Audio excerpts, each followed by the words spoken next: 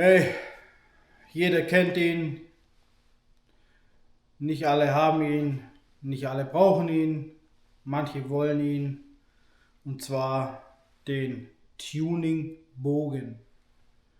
Den habe ich hier an der Black Mamba. Hier ist der Tuning-Bogen. Wie man diesen baut, das zeige ich euch. Bleibt dran, wenn es dich interessiert. Nach dem Intro geht's los.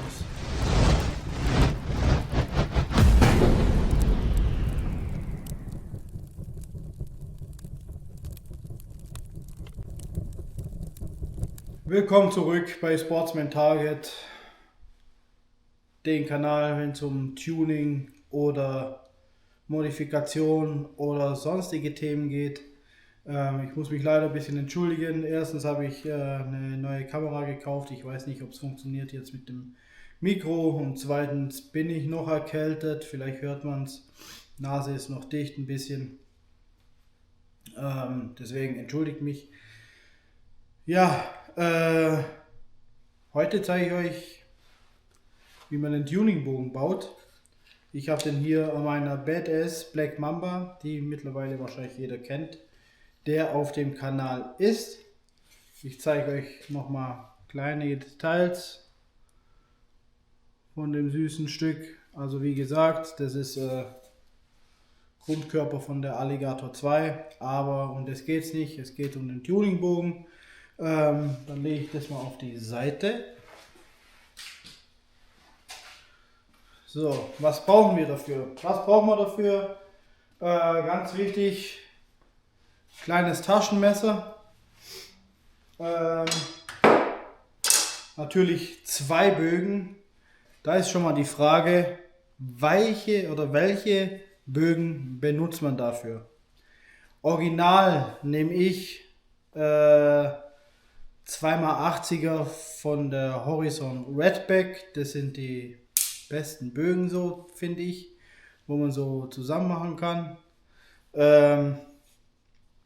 Wie gesagt, das sind 280er von Redback Horizon, kennt jeder.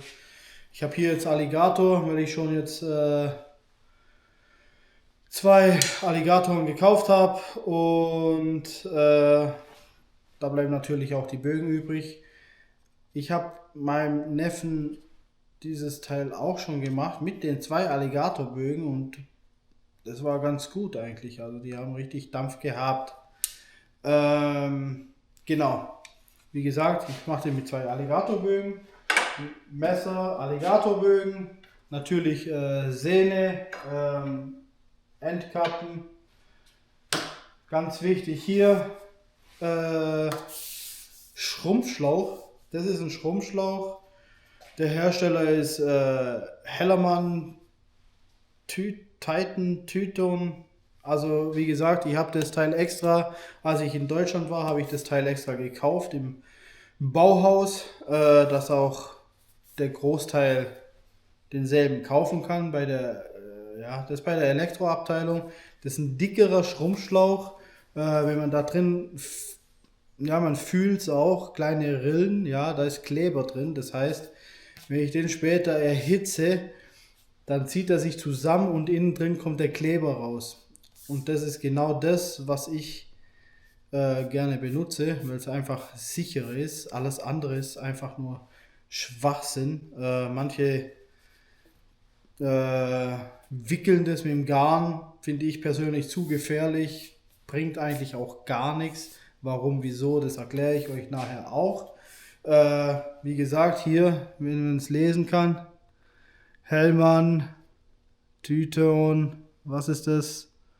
MA47. Genau. Ich schreibe es euch aber noch mal in die Videobeschreibung rein. Und zu guter Letzt braucht man einen Heißluftföhn. Wichtig sind jetzt erstmal die 2 Bögen hier. Und zwar, wie weit kürze ich jetzt diese Bögen, es gibt so manche Tuner, die schneiden die nur hier ab und das war's, die schneiden die hier ab und sagen, das ist ein Tuningbogen. In Wirklichkeit bringt es halt nicht viel, Vor allem, weil es halt zu kurz ist, ganz einfach. Also bringt ja fast nichts, ja. Also ich will ein bisschen mehr Kraft auf die Sachen haben. So, aber das ist ja Wurst. Genau. Ich gehe mal hin, nehme das Teil, nehme beide Bögen. Dann gehe ich hin und nehme von einem Meterstab, original hier, 3 Blättchen. So, wenn ich die 3 Blättchen habe, brauche ich aber erst noch einen Bleistift. Tut mir leid, dass ich ein bisschen verwirrt bin, aber wie gesagt, ich bin echt noch erkältet. Da ist ein bisschen, ja, genau. So, ich lege den Bogen so hin, dass er so steht. Nimm diese Meterstab, die 3 Blättchen und leg die so hin und markiere mir das Ganze hier. Dann habe ich das schön markiert. Oben auch noch, also hier. Das Ganze machen wir hier noch auf der anderen Seite. So, markieren wir das hier auch noch. Kannst aber auch noch umdrehen, weil je nachdem, man muss es ja auch absägen. Dann sieht es auch anders aus. So, ich laber ein bisschen viel, aber das tut mir ganz gut. Ich lag die letzten 2 Tage einfach flach. So, das muss gar nicht ganz 1000%ig sein. Dann können wir den Meterstab schon weglegen. Was brauchen wir noch? Genau. Ja, natürlich brauchen wir hier dann auch noch eine Knochensäge oder Metallsäge, wie es manche nennen. Ich nenne sie Knochensäge, um ganz einfach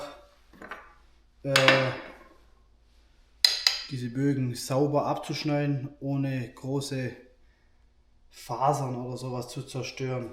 Alles klar. So, jetzt gucke ich ganz genau, wo hier die Markierung ist, und da schneide ich das Ding auch ab. Wie man sägt, muss ich euch wahrscheinlich nicht erklären. Den Finger hält man da ein bisschen dran. Ja, wenn ich das jetzt abgeschnitten habe, hier ist der ganze, hier ist der abgeschnittene, habe ich hier Kanten dran, scharfe Kanten. Die muss ich natürlich abschleifen, abfeilen. Ich habe sonst immer so einen Bandschleifer gehabt, so einen Tischbandschleifer. Da fahre ich zweimal drüber, dann habe ich das eigentlich erledigt. Habe ich jetzt aber noch nicht da. Habe ich jetzt noch nicht da. Deswegen muss man halt von Hand das Ganze machen. Hat folgender Grund, wenn dieser Bogen hier dran ist, ja, egal wie lang er ist, ja, hast du hier eine scharfe Kante oder eine stumpfe Kante, dann ist es eigentlich schon eine Sollbruchstelle, weil genau hier würde das dann eventuell brechen. Ist aber eher weniger der Fall, weil wie gesagt, wie ich vorher das schon erwähnt habe, ich schneide den Tuningbogen etwas länger, weil ich will die ganze Power hier haben auch. Und das Stückchen hier ist noch die Flexzone vom Bogen. Die soll noch flexibel bleiben. Deswegen macht man die auch nicht ungeschnitten oder sonst was aufeinander.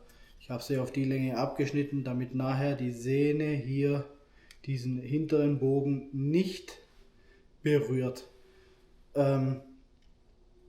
Genau, ich habe aber auch schon ein paar Mal gesehen oder welche gesehen, die schneiden den jetzt, wenn ich jetzt hier die Mitte habe, hier ist die Mitte, die haben den so kurz abgeschnitten. Ist für mich ein fataler Fehler, weil ganz einfach, ich habe hier, wenn ich hier drücke, diese Spannung, das ist ja nachher das Teil, wo die Sehne spannt, habe ich hier enorme Hebelkräfte. Das heißt, habe ich hier das zu kurz abgeschnitten, dann ist es ganz logisch, dass ich hier durch diese enormen Hebelkräfte hier genauso eine Sollbruchstelle habe, und dann kann mir das Ding einfach um die Ohren fliegen. Das ist einfach scheiße, auf gut Deutsch gesagt. Und ich will da nicht dabei sein, wenn mir das Ding um die Ohren fliegt. Deswegen machen wir ein bisschen länger. Power hat er trotzdem, und das passt schon.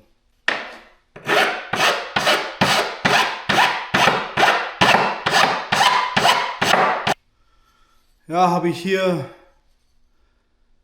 abgefällt und ein bisschen abgeschliffen. Sieht das Ganze so aus danach. So, ich hoffe, man sieht es anständig. Also alles rund gemacht. So kann man sich auch nicht mehr verletzen dran. Wenn ich das habe, dann nehme ich meinen Bogen hier wieder. Und dann brauchen wir auch unseren Schrumpfschlauch. Wir legen das Ganze hier aufeinander. Schön genau, wenn es geht. Dann kann ich das Ganze auch rausmessen. Ich bleibe vom Strich, bleibe ich halben Zentimeter bis Zentimeter, bleibe ich einfach weg und messe hier einen Zentimeter dazu. Dann habe ich hier 13 Zentimeter, die brauche ich. Dann nehmen wir die 13 Zentimeter, markieren wir uns das Ganze. Jetzt kommt mein kleines süßes Badass Spielzeugmesser.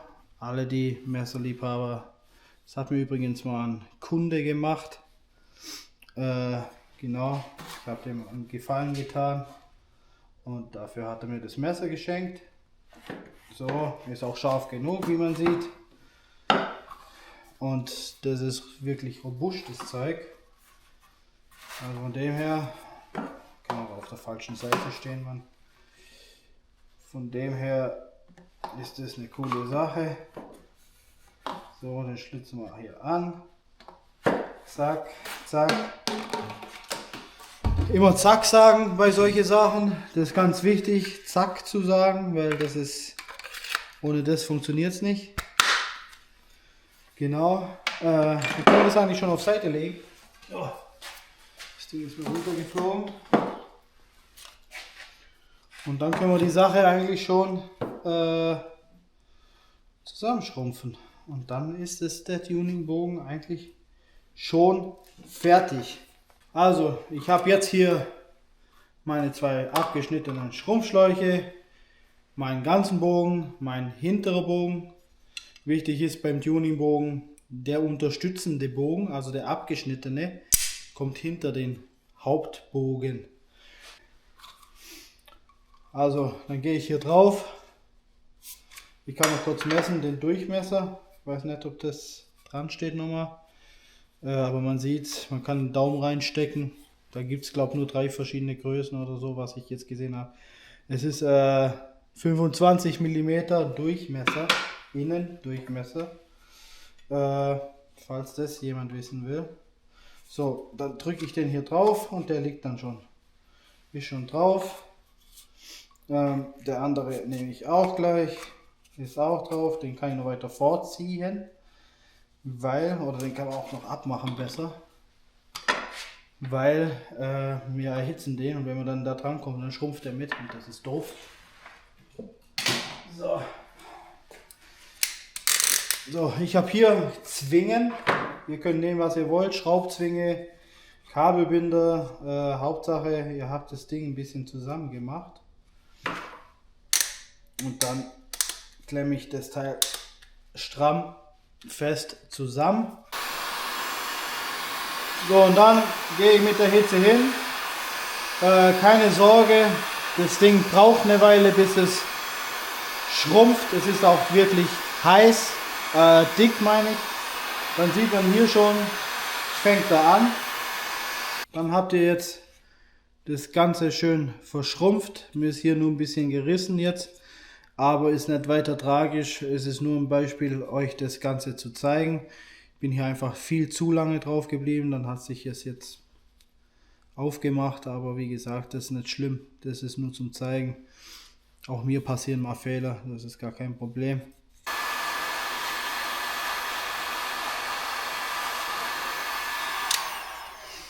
Was ich euch kurz noch sagen will, bin ich am Anfang auch verschrocken. Ihr seht hier diese Unebenheiten.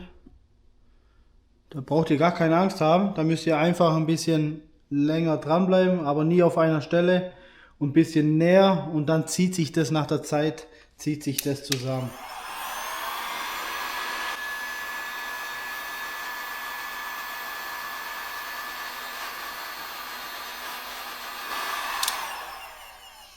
So, um es kurz zu zeigen, glatt wie ein Babypopo.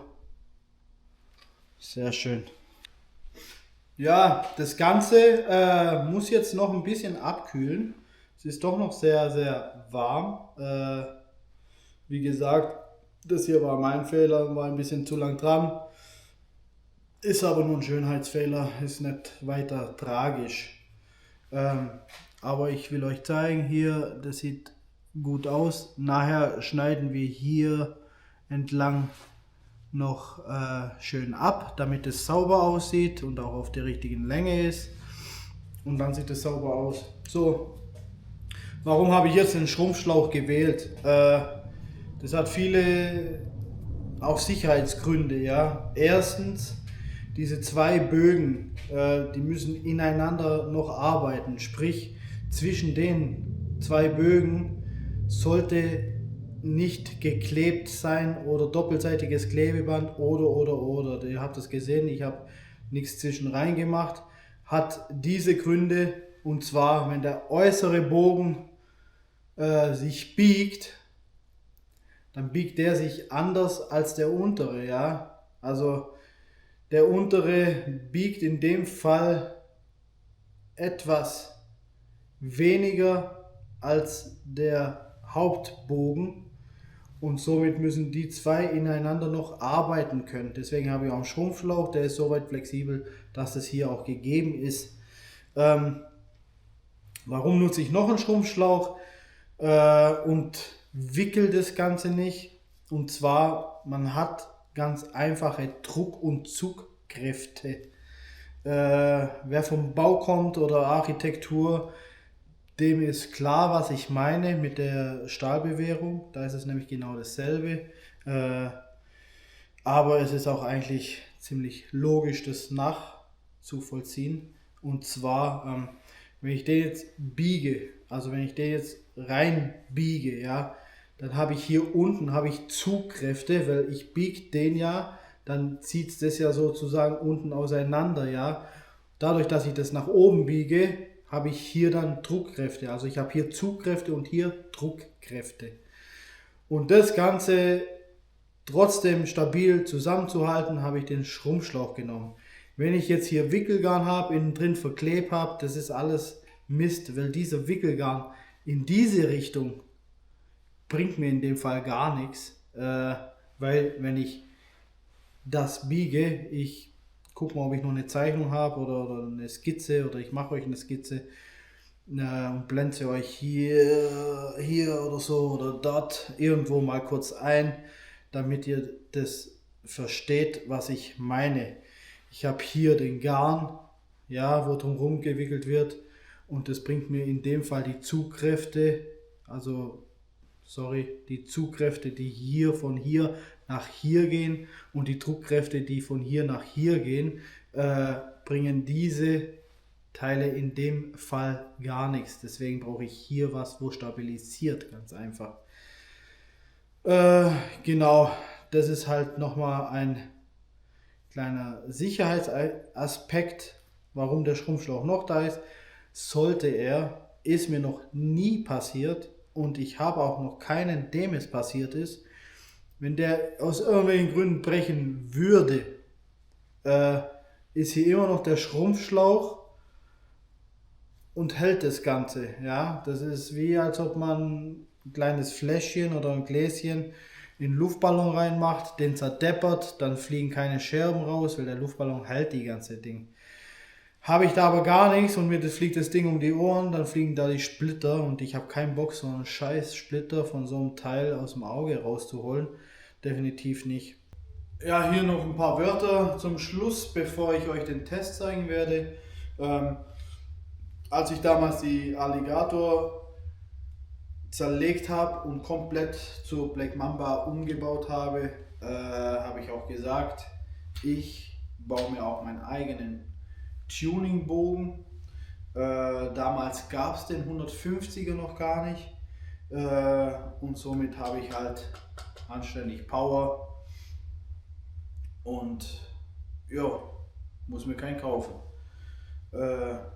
weil wenn wir jetzt original, wie ich es hier drauf habe, zwei Redback-Bögen, zwei 80er Redback-Bögen zusammen mache, dann habe ich in der Theorie habe ich 160, aber dadurch, dass hintere abgeschnitten ist und hat man die in Wirklichkeit dann nachher nicht mehr. Da hat man dann 140, 150 und ja, was soll ich sagen, auch aus Kostengründen.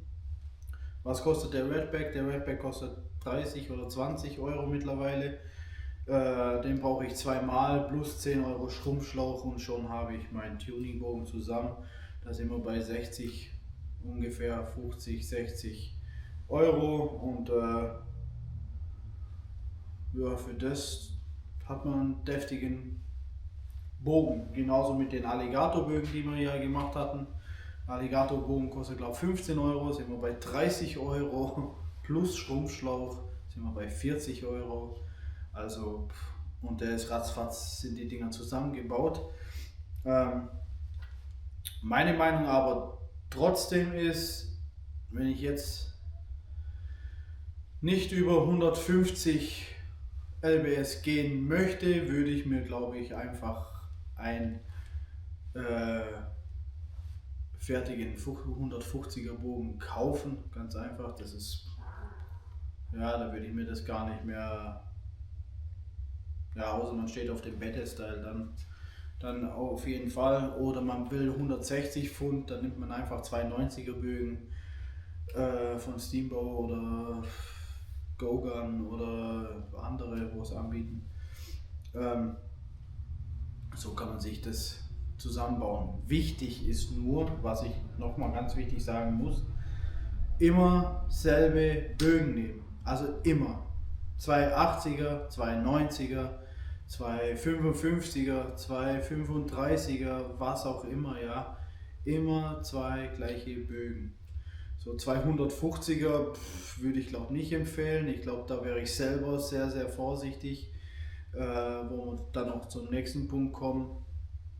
Alles, was ich hier mache, bin ich auch selber verantwortlich dafür, was ich für mich mache.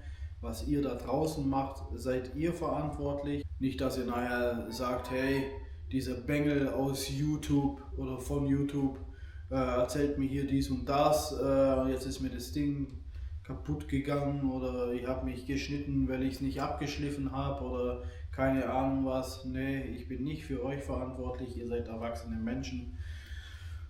Und somit ist jeder selbst verantwortlich für sein Ding. Jo, alles klar. Und bevor wir jetzt wirklich zum Test kommen, abonniert uns, lasst eine Glocke da, ein Like da, falls euch das gefallen hat und ihr mehr wollt, dann können wir das natürlich auch umsetzen. Wir sehen uns gleich beim Testen.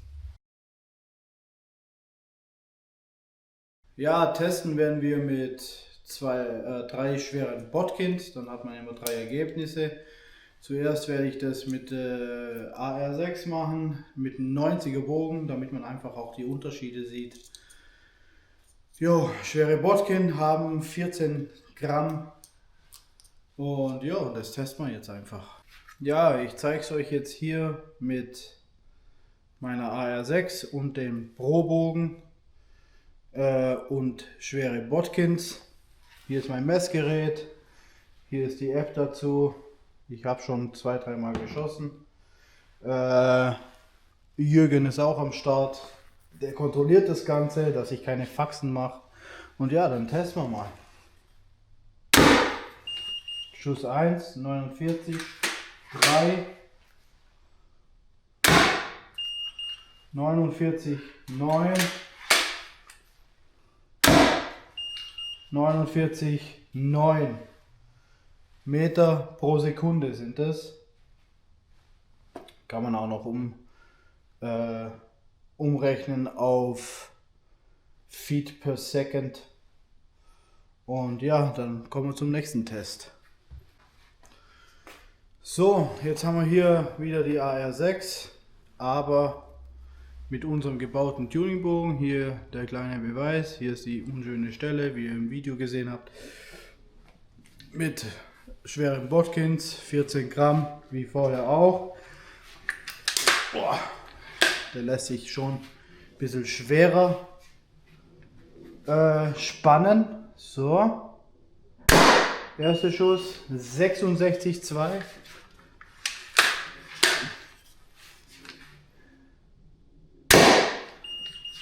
70,9.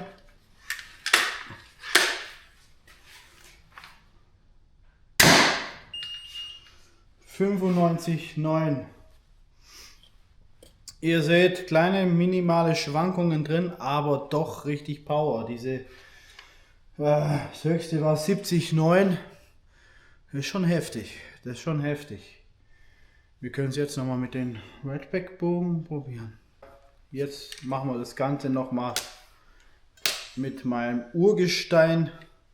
Wie gesagt, der Bogen ist schon ziemlich alt, wo drin ist, aber das sind zwei Redback Bögen. Auch wieder mit unseren schweren Bodkins.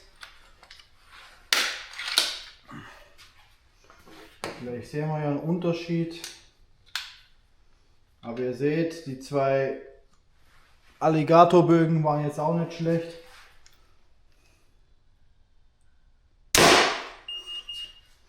(66,5), also man sieht,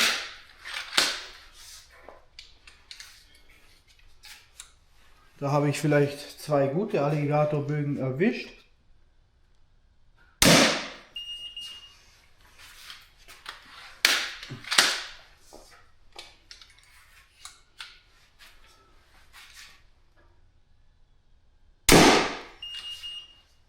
Jo, also habt ihr gesehen, hier sind zwei Redback Bögen, das waren zwei Alligatorbögen, macht sich wenig Unterschied, also kommt man am günstigsten auch davon weg. Wenn ihr jetzt zwei Alligatorbögen nehmt, habt ihr ungefähr dieselbe Power. Also 15, 15, 30, seid ihr bei 40 Euro und habt einen fetten Tuningbogen mit 150. Oder man kauft sich einfach einen fertigen, normalen 150er Bogen. Das ist eure Entscheidung. Wie gesagt, vielen Dank fürs Zuschauen, wollte ich gerade gleichzeitig sagen. Jo, dann bis nächstes Mal. Vielleicht bin ich dann wieder gesund. Peace. Ciao. Ja, bevor ich es noch vergesse, schaut gerne in die Beschreibung. Es sind ein paar wichtige Informationen drin. Guckt rein und dann seht ihr es. Und ja, viel Spaß beim Bauen. Bis dann.